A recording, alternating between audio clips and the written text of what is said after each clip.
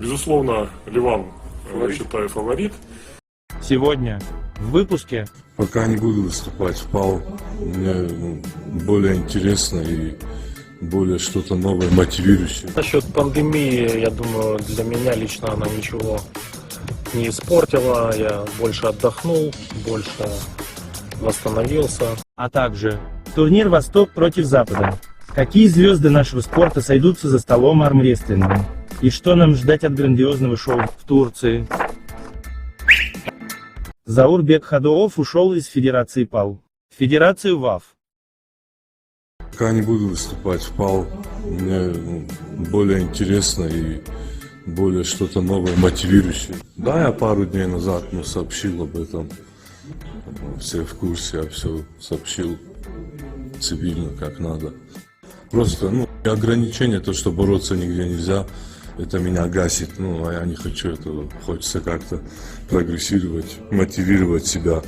И поэтому. И вот в Чечне будет турнир, да, там за первое место $6000 в категории, там до 4-го места, и в абсолютке $10 000. А с Божьей помощью буду туда готовиться в 95. Я заявился уже там. Посмотрим. Дай Бог, чтобы все получилось. Очень приятно, что людям интересно узнать за меня, как я поборюсь. Это очень приятно. Я думаю, я еще, дай Бог, смогу о себе заявить. 110. Евгений Прудник. В сетке турнира ТОП-8 поборется с Тимом Бреснаном. Евгений давно уже не боролся в соревновательном режиме. И в какой он сейчас находится форме, сказать сложно, но по его инстаграм видно, что Евгений не потерял в силовых показателях. Исход данного поединка предсказать практически невозможно. Лично я жду качели, где инициатива будет переходить то к одному, то к другому спортсмену. Бреснан любитель бороться в крюк. Прудник же более универсален. Он может бороться как в крюк, так и верхом. Он показал это в борьбе с Ангарбаевым. Когда гони верхом на второй раунд, Евгений избрал другую тактику. Он взялся немножко ниже, блокировал Ангарбаеву гранату и не дал Ангарбаеву выйти верхом. Насчет пандемии, я думаю, для меня лично она ничего не испортила. Я больше отдохнул, больше восстановился. Сейчас нахожусь в хорошей форме. С Бреснаном для меня большая честь побороться. Очень уважаю его, что в таком возрасте показывает, не просто борется, а даже показывает такие колоссальные результаты. Прудник Брестон. Я думаю, Брестон выиграет. А насчет предсказаний этого поединка может говорить каждый, что хочет. Это его право. В любом случае, это будет поединок интересный для меня. Интересно попробовать его руку. Поединок будет очень интересным, но на фоне триумфальных побед Алекса Курдичи, для меня лично было бы интересным посмотреть поединок между Прудником и Курдичей. А как вы считаете, друзья, если бы уже завтра эти спортсмены вышли бы к столу, кто бы победил? —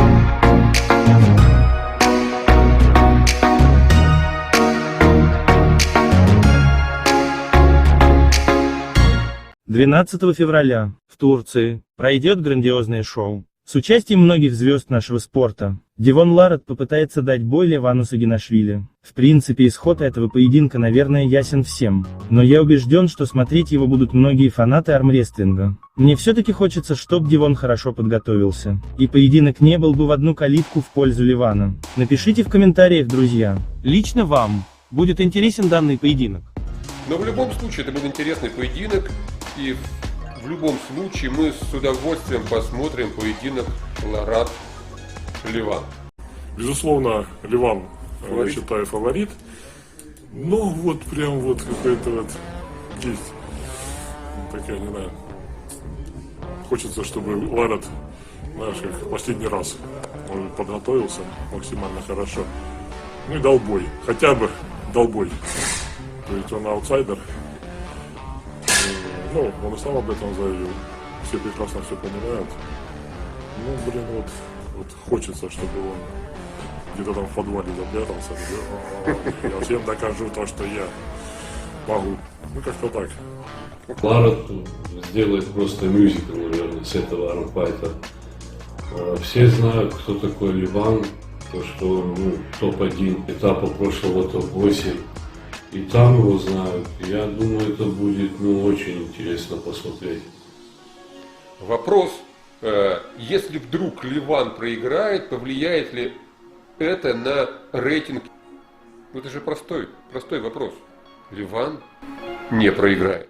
Эрмиса Гаспарини ожидает на этом турнире Вагнер Бартолата.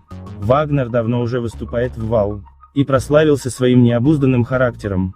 Он запугивает своих соперников криками. В порыве эмоций он даже переворачивал стол. Посмотрим, удастся ли Вагнеру запугать итальянца.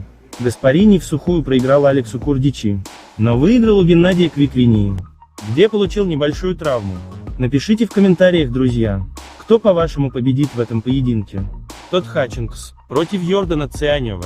Это мега интересная схватка. Ционев недавно выиграл у Сергея Богословова на турнире МАК-3, показав невероятную выносливость и физическую силу. Но Хатчингс — это не Сергей, здесь будет все гораздо сложнее. Вероятно, нас ожидает долгая, затяжная и зрелищная борьба в крюк. Хотя Хаджимурат Залоев недавно показал, как нужно бороться с Хатчингсом, выиграв его через верх. Напишите, друзья, кто по-вашему фаворит данного противостояния.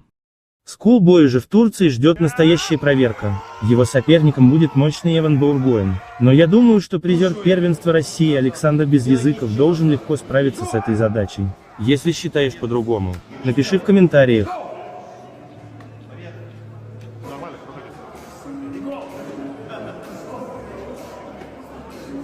Хаджимурат Залоев встретится за столом с легендой нашего спорта Джоном Брзеингом. Многие думают, что для Хаджимурата это будет легкой прогулкой.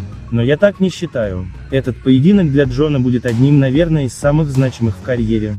Джон недавно проиграл Девону Ларатту, где Девон выглядел на голову сильнее Джона. И теперь ему нужно во что бы то ни стало реабилитироваться. И он сделает все от него зависящее, чтобы выиграть. На этом шоу-турнире еще будет много поединков. Майкл Монстер Тодд будет бороться с Геннадием Квиквинии. Артем Морозов против Коди Мерити и Марсиа Барбаоза. Интервью с Артемом, кстати, уже у нас на канале. Кто не успел посмотреть, ссылка будет наверху в подсказках. Будут там и женские поединки, о которых мы будем постепенно рассказывать в наших выпусках. Так что, если тебе интересно, подписывайся на канал, чтобы быть в курсе событий. Ставь лайк, если понравился сюжет. И обязательно поделись этим роликом у себя на страничке. Для меня это важно. Для вас работал чемпион мира по пара-армрестлингу Зинатуллин Руслан.